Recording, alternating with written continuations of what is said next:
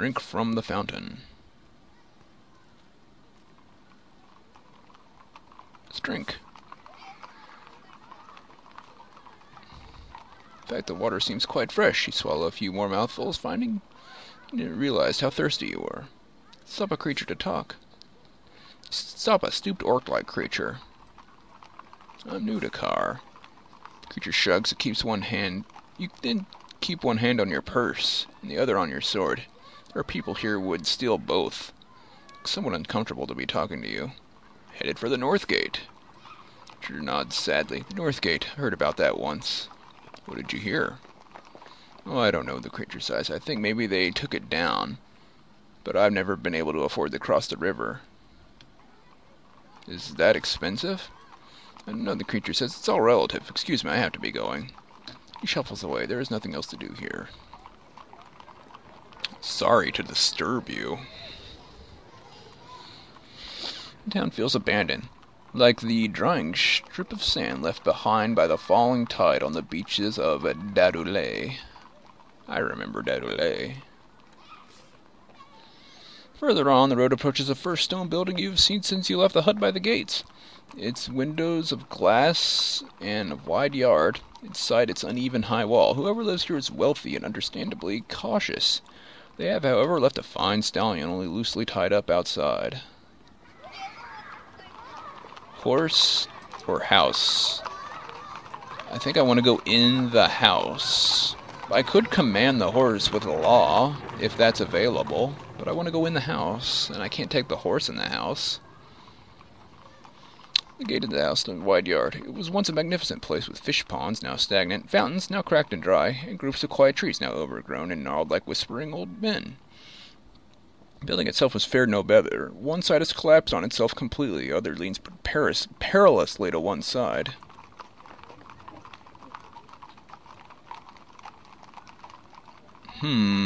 There's that. Let's look in the trees.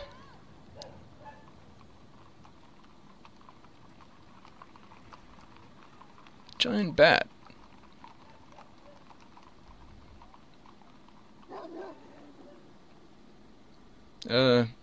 What spells do I have?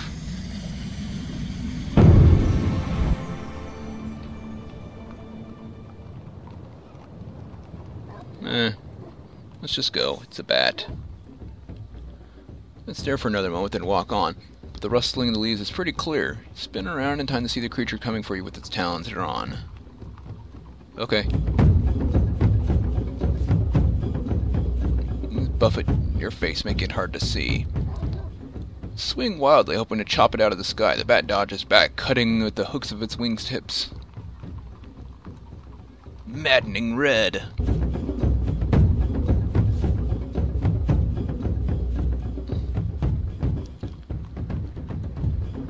I win. By virtue of having 20 stamina. It's just max power every swing.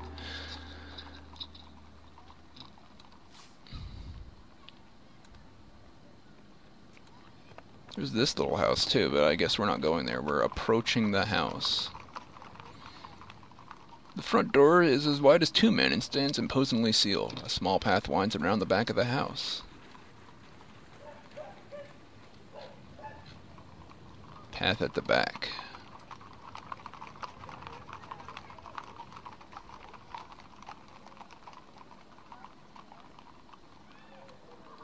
Oh. This goes that way. So it rejoins this road. I want to go back into the yard.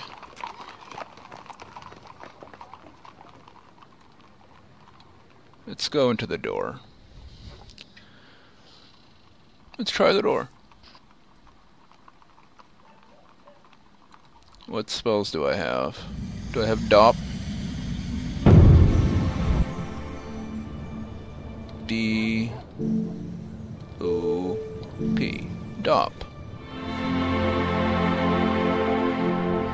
When your spell, the great oak door complains once and then gives way, swinging to reveal a dark hallway beyond. Cold silence descends, quite different from the dusty heat outside. This place feels like it has not been lived in for decades. Judging by the lack of dust, it may not have been quite so long. Floorboards creak underfoot. At the end of the hallway is a sealed door. Is that a chink of light visible just beneath the frame? Look at the light. Oh, hearing a heartbeat. The light beneath the door flickers, now bright, now faint. As though a figure paced back and forth, its shadow coming and going, but you hear no footsteps. Let's creep forward. Make your way along the corridors. The walls on either side are lined with large portraits of dusty-looking men and sour-faced women who sneer as you pass. Look at the paintings. The paintings are all finely dressed, but they also have knife scars on their faces and nicks in their ears. They must have been the thief kings of Kara's murky past. There's a large metal coal scuttle sitting at the left-hand wall. Let's look in. Stop to look inside, but the inside is blackened, and in the darkness it seems as though it is infinitely deep. Pit was contained inside. Stick your hand in there.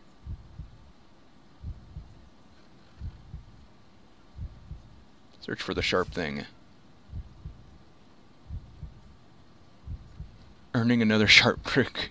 I think I just made a mistake. Oh, let's keep doing it. What is it? A snake. Run back into the light.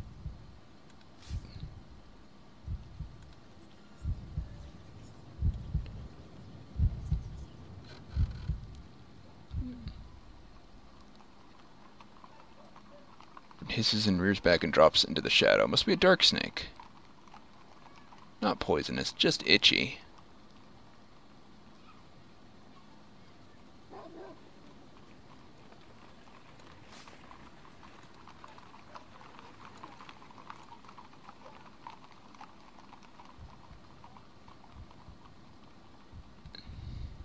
I want to go back. I had realized I made a mistake. Let's just follow everything, except don't put our hand in the dark place where snakes live.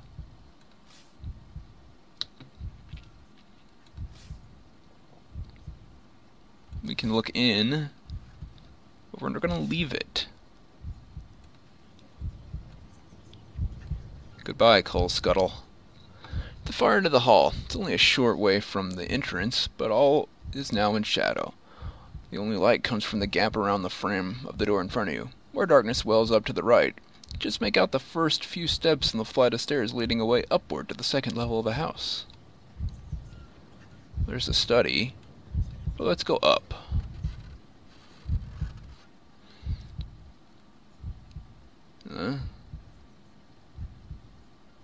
Place your foot on the first step of the stairwell, and suddenly it begins to move. Is it alive? Some kind of thin, flat beast? Is it a trap? Try to balance.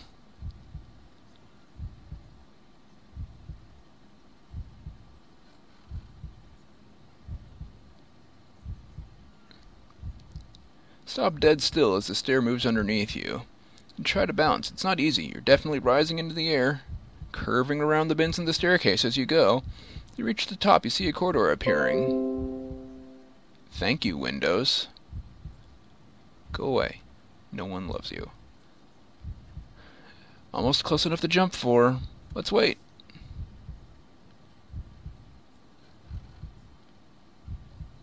Wait. The step reaches the top of the stairwell, then stops. You step easily onto the stairs landing. We found an escalator. Look around. An upstairs landing with doors on either side. A bedroom.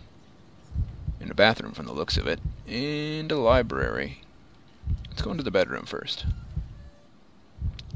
Into a simple bedroom. The bed is unmade. Looks as though the owner left in a hurry. Personal effects are scattered all over the floor, as if the place was ransacked. Which it probably was. Cane leans against the bedside. You see nothing of interest. Let's look at the cane. Simple straight stick with a leather loop on the top to slip around the wearer's wrist. It does not look like any sort of weapon. It does not appear to be magic. Let's take it. Take it, although you cannot think what it might be for. A second door leads further into the house. Or you could return to the stairwell. It's the bathroom. There is nothing in it, not even a mirror. Only a gap where one used to hang. The only fixture is an empty iron tub in the middle of the tiled floor. Look under the bath. Something darts at your face and you leap back. Run my sword under the bath. No arc underneath the bath. Comes away clean. No blood and no hidden treasure. You head out of the small room. Aww. Nothing in here.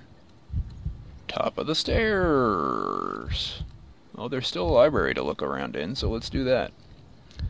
Library in darkness at the far end, a pair of eyes stare back at you. Let's look at the eyes.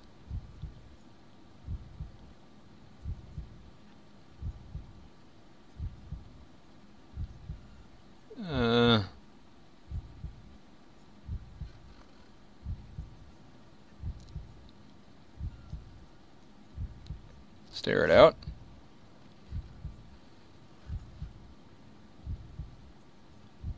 Keep staring. You said they are eyes of a large portrait that hangs over the wall in the shadow, but for a dim sunbeam falling through the gap in the roof above. The painting is of a proud, stern-looking man dressed in a loose leather armor with a serpent emblem stitched along the length of the arm. The painting fills the entire wall of the room. Must have been twice the height of the man who posed for its likeness. Look at the man. Regard the man in the picture. The most striking thing about him are the eyes, cold and cruel. They seem to gleam with cunning and the will to survive. They're the eyes of a man who would harm you if it suited him, knowing full well what it was he did. Otherwise, he stands tall and proud, with one hand on the hilt of the sword, the other wielding a tiny dagger. Everything about him reeks of power and threat. The picture must have been the man that lived in this house. For anyone else, it surely would have cast too long a shadow to live beneath. The eyes of the painting seem to follow you as you move. Let's look behind the painting. Let's go into the frame and peer behind it. It's too dark to see if there's anything hidden there. Let's lift the painting down. Grab the base of the painting between outstretched hands and then lift the frame up off the hook that holds it to the wall. When you think you have it under control, then you're holding the true weight of the picture and begin to stagger backwards.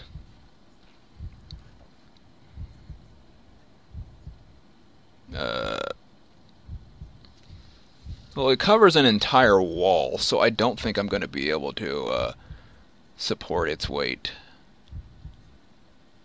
Try to balance it. Painting threatens to topple at any moment. If you can just get turned around, you'll be able to lean the painting against the wall. Step back and to the left.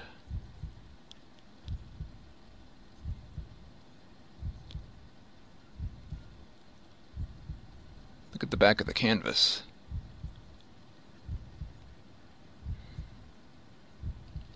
Weak light that trickles through the door. It's unremarkable, except for a single inscription near the middle of the canvas. Theta, 7th noble of Kar. Painting looks like a noble, all right. Or at least a painting a noble would have had made of themselves. Let's look at the end wall.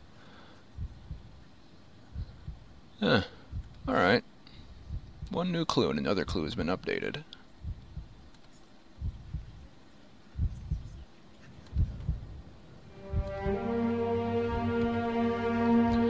Lord Theta is the 7th noble of Kar.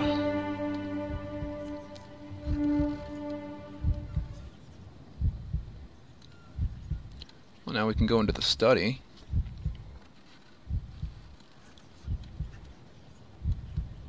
Whoop.